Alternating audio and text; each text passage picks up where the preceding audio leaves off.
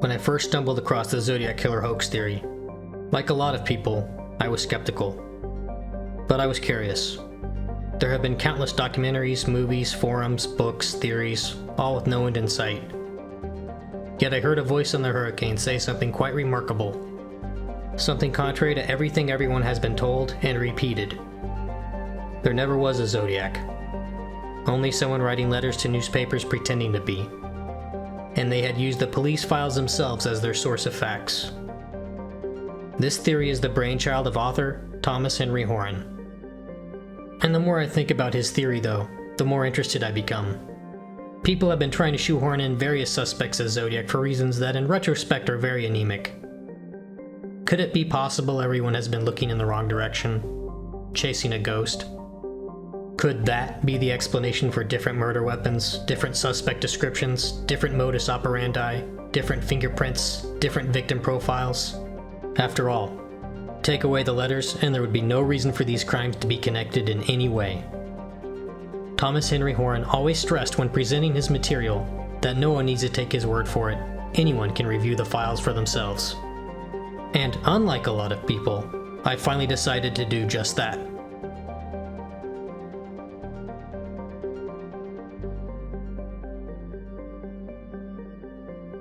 When comparing the police files to the letters from Zodiac, Thomas Henry Horan noticed something very interesting. That whoever wrote the letters knew about something the real killer could not have known. That being an arrest of a person leaving Blue Rock Springs Park right as police arrived on the scene the night of July 4th. Ostensibly a secret person. It's pretty clear from the police report that this person had just left the park, as he knew about Mike Mageau, and having realized that they had just stumbled into a crime scene, tried to nonchalantly leave. There were actually two witnesses to that shooting, surviving victim Mike Mageau and another witness who lived nearby that heard the shooting. Both stated that the killer drove off at a high rate of speed after the shooting. In the second letter, Zodiac contradicts the witness statements by stating, "I drove away quite slowly." Critics of Thomas Henry Horan's theory have speculated it was to make Zodiac sound less cowardly.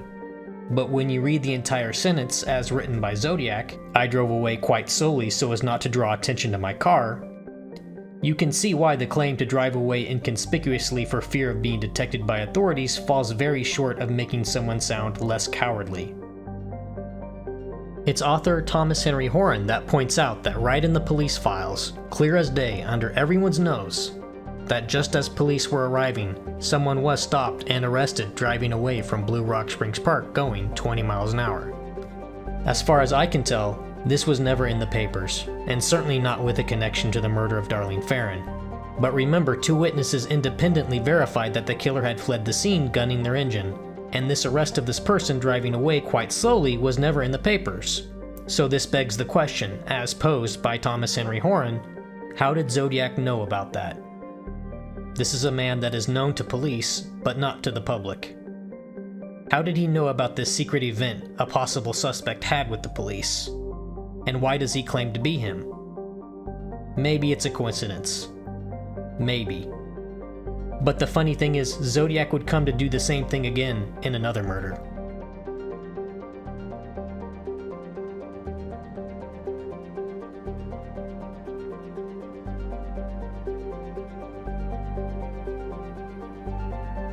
For this video, I'm going to be looking into the first murder that Zodiac takes credit for. David Faraday and Betty Lou Jensen.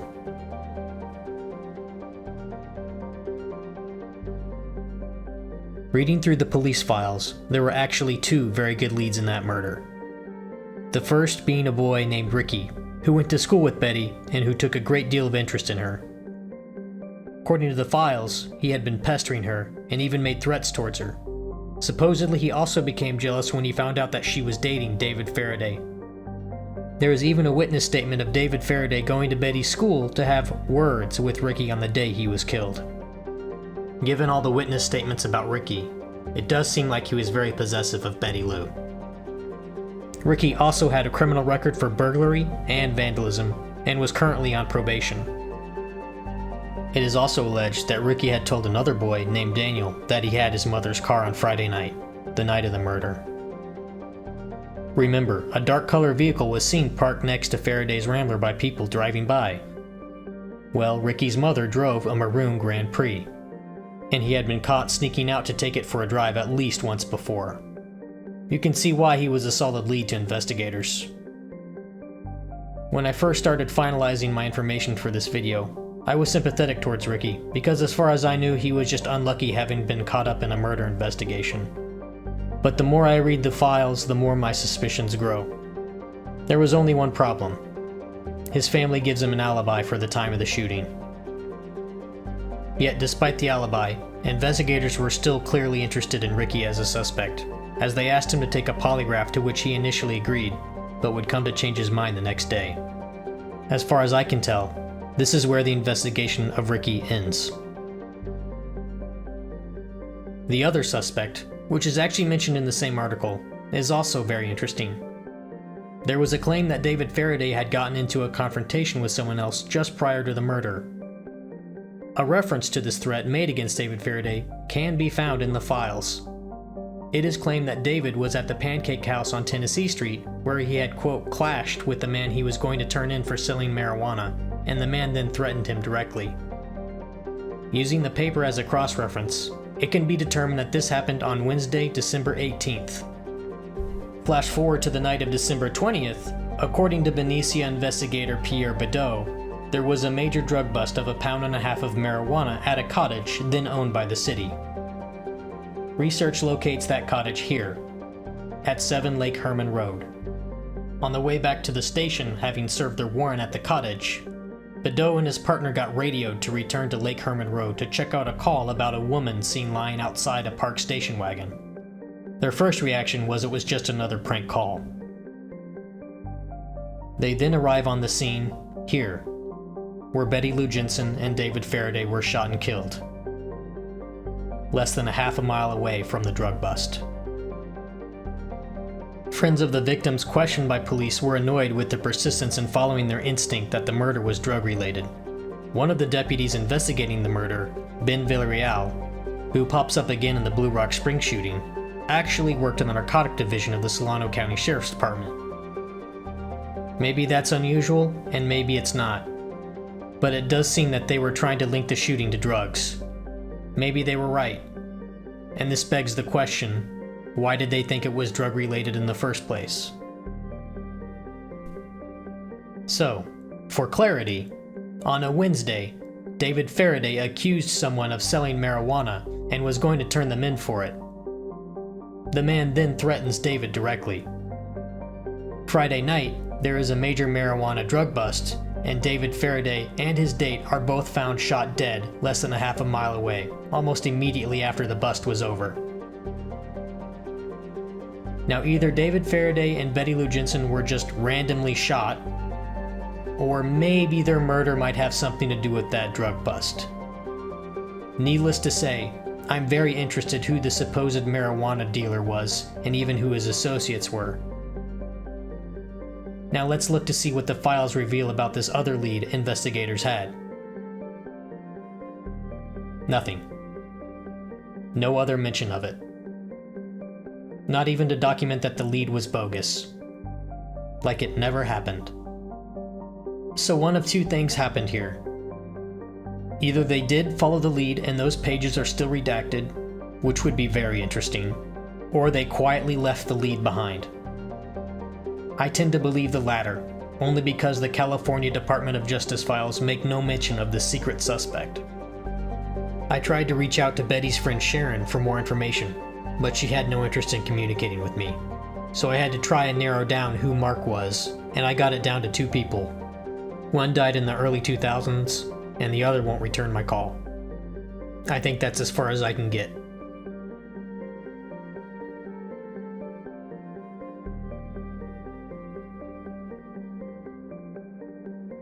Thomas Henry Horan also points out that the spot where the 2 victims were found hardly seems like a lover's lane.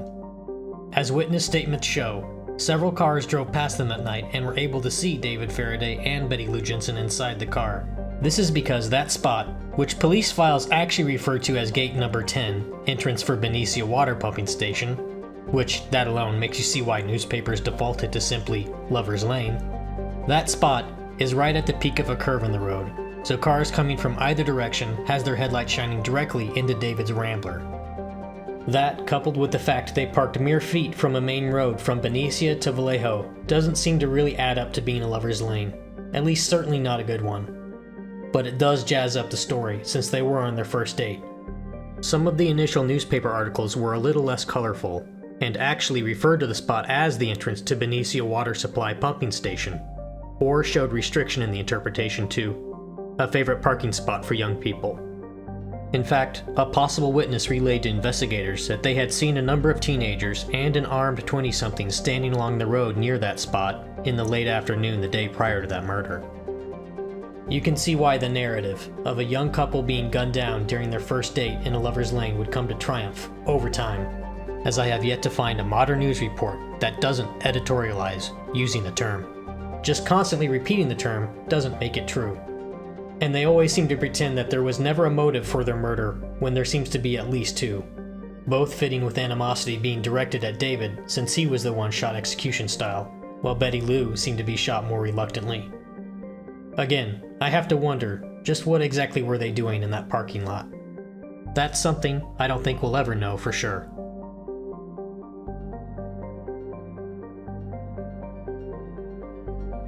And there's something else.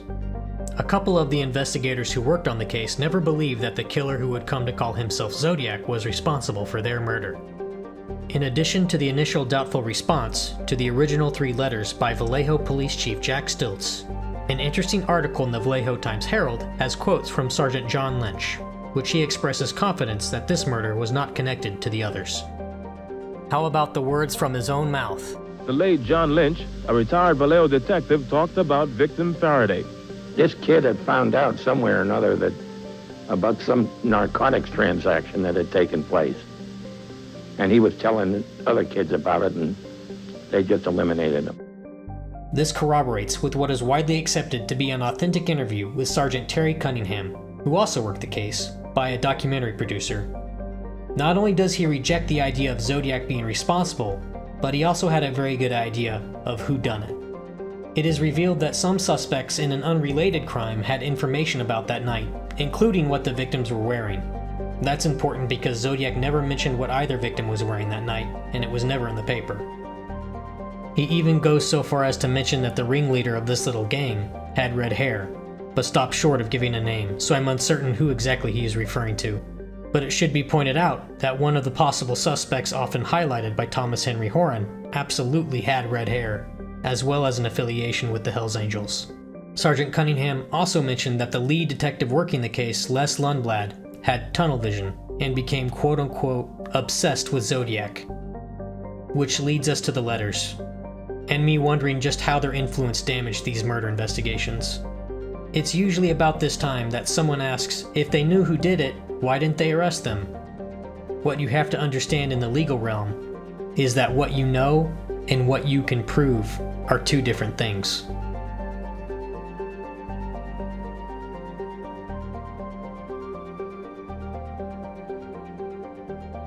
Now let's look at the content of the letters regarding the murder of David Faraday and Betty Lou Jensen specifically. While a lot of the information Zodiac used to prove he was the murderer was indeed already in the paper, things like 10 shots were fired. And I suppose that it could be possible to extrapolate the direction of each body from the newspaper photos. Betty Lou Jensen lying on her right side might be harder to do. These facts struck me as a little unusual. I mean, would a killer really remember, let alone point out which cardinal direction a victim's feet were pointing? That I'm not so sure a killer would make note of. But the police do. The files show me a couple of interesting things. Of course, the number of shots fired and the brand of ammo used is readily found in more than one place. But the other interesting thing is that a large amount of the facts used by Zodiac can be provided by looking at a simple diagram of the crime scene, which conveniently has a compass to offer guidance. Feet to the car, on her right side, her feet facing west, etc. Indeed, looking through some other police files about another violent death, I noticed the exact same language typed in that report. Head pointing west, feet pointing east, etc. This left me wanting to go back through the Lake Herman Road files, and sure enough, right there in the Benicia police report was the same thing. there are a number of positional descriptions of David Faraday and Betty Lou Jensen's body. For David, lying face up, feet to the car, which means his head would be away from the car. And for Betty Lou, her head to the east, which would mean her feet would be to the west. Well, it just so happens that the exact same positional descriptions in the Zodiac letters are repeated by the police files perfectly. This alignment of information would sure make checking the facts Zodiac provides against the case files nice and neat. Maybe even a little too neat. In fact, I wonder if someone noticed that the facts are a little too perfect and started wondering about their source. Because it sure looks like Zodiac knew the exact information the police had in their files. Even the directional language that Zodiac chose to use in his letters is a little fishy. This could be why in the second letter, Zodiac tells a story about an electric gun site, something not in the files, and something that could not be verified, in an attempt to muddy the waters. Maybe I'm right about that and maybe I'm wrong, but after doing my own research, piggybacking off of Thomas Henry Horan, I also don't see any doubt that the author of the letters had copies of these police files, just as he claims.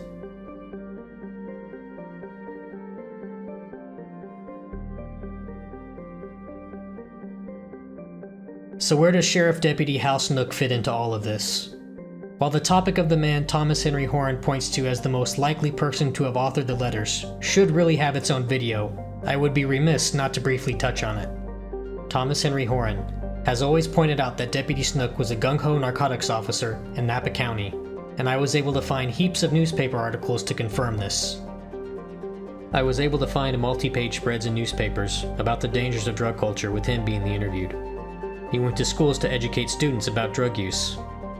And in fact, he himself a teacher of scientific investigation techniques and criminal justice courses at the Napa Junior College.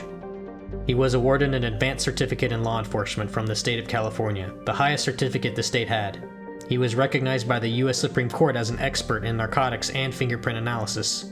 His name appears in the U.S. House of Representatives Congressional Record, April 1949. Member of the California Narcotics Officer Association. Decorated World War II veteran, served again in the Air Force during the Korean War, responsible for multiple drug arrests. The accolades go on and on and on. But he was also an investigator/evidence officer of a wide range of crimes, including murder, as he's the man that ran the crime lab in Napa County Sheriff's Office, where he would analyze evidence. At Lake Berryessa, he was the cop that collected the footprints, as well as the often forgotten tire track impressions. He interviewed witnesses, lifted and analyzed fingerprints from the payphone as well as the car door, and he even had the foresight to collect soil samples from behind the tree the killer ducked behind to mask up, in the hope that they could make a match to soil found on a suspect's footwear. And he took part in a stakeout, where Napa County Sheriff's Department took photos of everyone at Cecilia Shepard's funeral. The fact that FBI reports are addressed to him specifically reveals how prevalent an investigator he was in the Zodiac case. But perhaps most telling about who Harold Snook was as a peace officer is found in a small article in the local Napa paper about him being forced to take a vacation. He had worked so much overtime that the county was unwilling to pay the 780 hours of OT which he had accrued, forcing him to start using his 5 months worth of vacation time. It shouldn't be a surprise that in the late 60s, well into the 70s, the Bay Area in California had a massive drug problem. Drug trafficking had gotten so brazen that it was entering the Bay Area from overseas, literally in the US mail. The surge of narcotics and the violence that it comes with meant that Hal Snook would have been drowning in cases. When Thomas Henry Horan claimed that Hal Snook was something of a super cop, everything I have found confirms that opinion, and then some. So it is worth mentioning, and odd, that of all the name dropping of people involved in the Zodiac case, Deputy Snook's name isn't mentioned once in Robert Graysmith's first book, as if this major investigator never existed.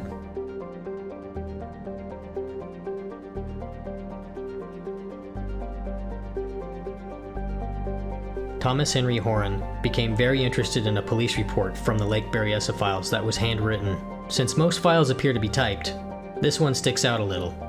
Indeed, it's the very same police report that gave me pause, and ultimately what led me to the Zodiac Killer hoax theory. I was able to track down more examples, and his handwriting is strikingly similar. Hal Snook's handwriting isn't a perfect match to the letters, but Thomas Henry Horan did notice certain letters upside down do come to match. This led to his hypothesis that Deputy Snook had written certain letters upside down in order to disguise them. A P could become a D, an H could become a Y, a U could become an N, and so on. To show how this process works, I'll demonstrate on a notable example. The author would write out all the letters he could normally, leaving an imprecise amount of blank space for the letters to be disguised. Once the paper was repositioned, he could then complete the rest. Notice how part of the upside-down D intersects with the dotted I.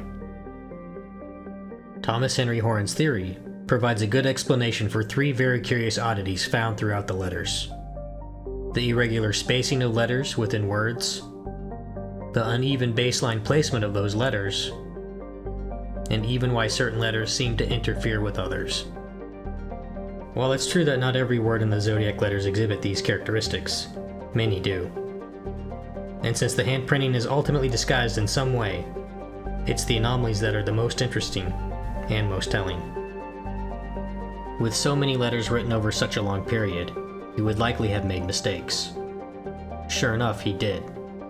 While Thomas Henry Horan does note that some of the misspelled words may not be accidental, like the word cirrus, which also happens to be a type of invisible ink, some misspellings I think are accidental.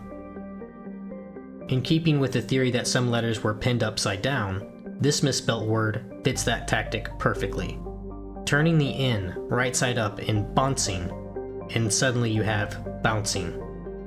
How about another? There are also signs of words being completed with letters after the fact. Here, for example, it appears the ER in longer was added after the uppercase I was established beneath it. There is also the misspelled word until. Granted, it's a very common misspelled word, but if he was writing leaving blank spaces, the author would first write a U, break, then writing till with two L's, since till with only one L is misspelled by itself. In other words, writing words partially added orthographic confusion. By spelling certain blocks of words correctly, he ultimately would come to misspell them. But there's more. There are also numerous examples of the suffix ing being added to the end of words in the letters. And if you're even slightly decent at spelling, you'll know that adding the ing often drops the terminal E in most circumstances. Following the logic of the misspelling of until, it might also be that the author wrote out the letters he could normally, and would follow up with adding the ing in afterwards.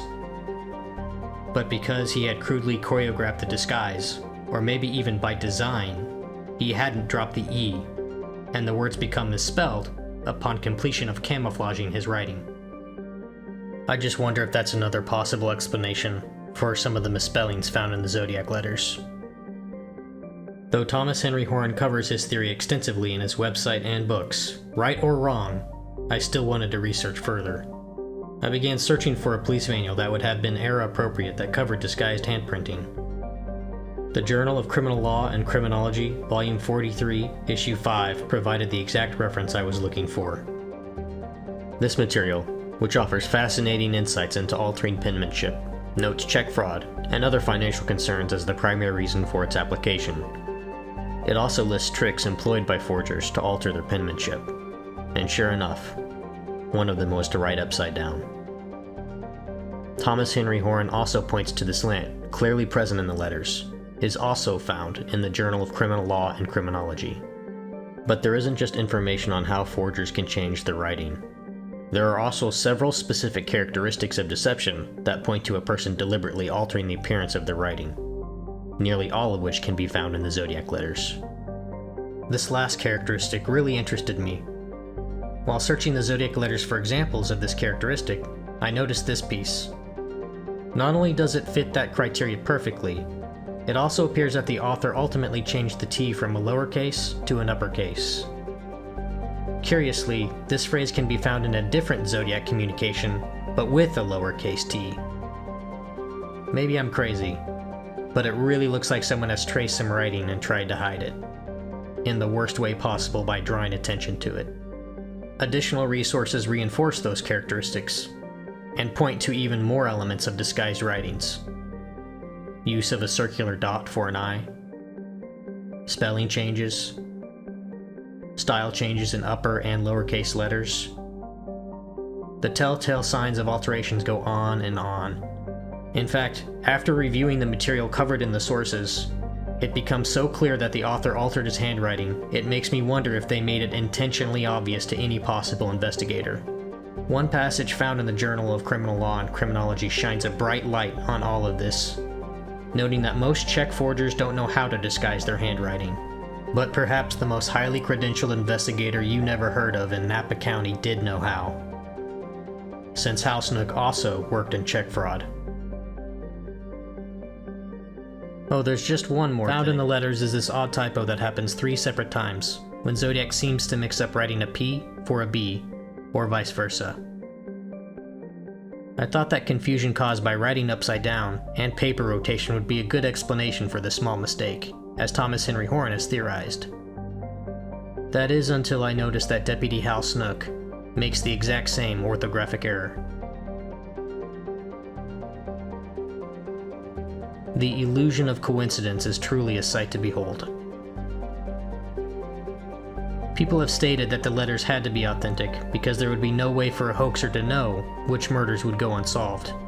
Knowing what I know now, I realize they've actually got it backwards. It's not that he knew which murders would go unsolved, it's that they went unsolved because he wrote letters about them.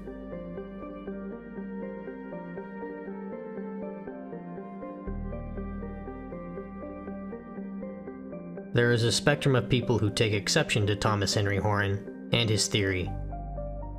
At the bottom we have the simple ad hominem attacks, which aren't much use to anybody. Above that we have people who claim to have debunked his theory, and I was hoping to find someone had already completed this task. But I noticed that they used false equivalencies, straw man arguments, or leaned a little too heavily on logical conclusion rhetoric, and evoking the term conspiracy theory. Then you have people who genuinely misunderstand the Zodiac hoax theory by replying, "Snook was too old to be the Zodiac," or "I never believed in Team Zodiac." As Thomas Henry Horn doesn't claim Hal Snook was their killer, nor does he suggest a coordinated team of actors and actions. Only one man, covertly writing letters to newspapers pretending to be this killer in cases that might not even be connected. Above that, things get a little more interesting. A number of critics have cited that Hal Snook being a deputy sheriff in Napa, there would be no reason or no way for him to have access to these files. This being one of the very few good points made by detractors, and for a long time, I just had to assume that it was plausible that he had these files, as other departments would have reached out to him for assistance, or talked about their cases with one another, colleague to colleague. Given all of his credentials, you would be a fool not to pick his brain about an unsolved case. Well, it turns out that Les Lundblad did just that in March 1969, well before the murder of Darlene Ferrin. Here in black and white are the various police departments that offered aid with his cold case, and sure enough, one of them was Napa County Sheriff's Department. And since Hal Snook was their investigation officer and ran the crime lab, there's not a reason in the world to think he didn't have his hands on these files.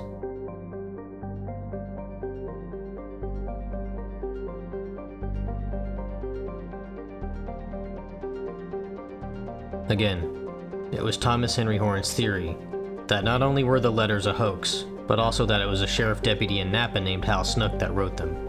And so far, things are pointing in that direction.